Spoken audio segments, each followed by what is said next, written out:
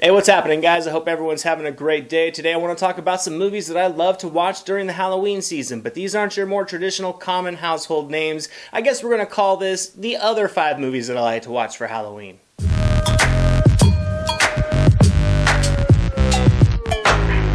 During the Halloween season, everyone loves to watch films like Nightmare on Elm Street and Friday the 13th, Scream, Child's Play, and of course Halloween, and rightfully so. They are classics without question, and they're always going to work for entertainment year-round. But I want to talk about 5 films that really entertain me during the Halloween season. I could have gone into a lot more titles, but for time's sake, I narrowed it down to 5, and these are in no specific order at all, so let's just get right into it. Coming up first, we have The People Under the Stairs from 1991. Written and directed by Wes Craven, this was one of my favorite horror movies as a kid. This one just scared the crap out of me always, not because of any gore or blood. It was just the creepy tone and ominous settings for the story. It was kind of a more realistic storyline. It was very sinister with 2 main characters that were as eerie and ominous as the story needed them to be. I thought Wendy Robbie and Everett McGill were amazing in these roles. They deliver some truly frightening performances. The story also does keep a very good pace, and I thought the settings of this old house in a more normal neighborhood were absolutely perfect, and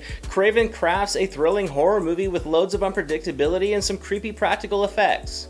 Coming up next, we have Shocker from 1989. This is another film written and directed by Wes Craven. It did feel like a knockoff of Nightmare on Elm Street from several aspects, but I thought it did work. Peter Berg was a serviceable lead, and throughout the storyline there's really plenty of great horror elements, some classic Craven practical effects, and some dark comedy that really works as well. Mitch Pileggi, who many may recognize from The X-Files, was absolutely fantastic in this movie as inmate Horace Pinker. He didn't quite have the charm of Robert Englund as Freddy Krueger by any means, but he did bring more than enough substance for a great film villain. This is a solid 80s horror film that does borrow a lot of elements but still creates a very entertaining package. Coming up next, we have An American Werewolf in London from 1981. This film was written and directed by John Landis. It was another one that really just scared the crap out of me as a kid with its heavy supply of practical effects. This was a dark, grim story, but it still incorporated some effective comedic elements as well. Landis used some great lighting and backdrops perfectly to just create many haunting and creepy settings. And being from the time period, it didn't rely on digital special effects. This film really thrives with its makeup designs and its practical effects. It gives the film a very realistic and an extremely raw vibe that really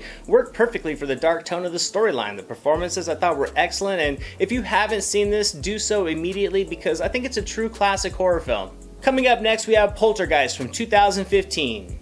Just kidding, the 1982 original. Now this is a very well-known film. It got a crappy remake in 2015 that even Sam Rockwell couldn't save, but this film has really developed such a lore around it for its dark and tragic events that happened during the off-screen filming and to some of the performers in the years to follow. It just adds a grim mystique to this entire film that really just gives you goosebumps. I think the film's a classic. It's got a great time period feel. It's haunting and creepy with a well-structured storyline that's gonna grab your attention and give you chills even if you've already seen it. The writing just has loads of substance that really effectively builds suspense, and with a great use of digital and practical effects, the film does an effective job of ramping up the tension, and it does pay off with one of the all-time great third acts. And finally, we have Donnie Darko from 2001. Now this certainly isn't a horror film, but I think the mysterious, eerie subject matter and tone of the story overall work perfect for watching during the Halloween season. It's a very methodical film that shows ambition, and it's a very immersive film that just comes off as very foreboding and sinister, but in an unassuming way that just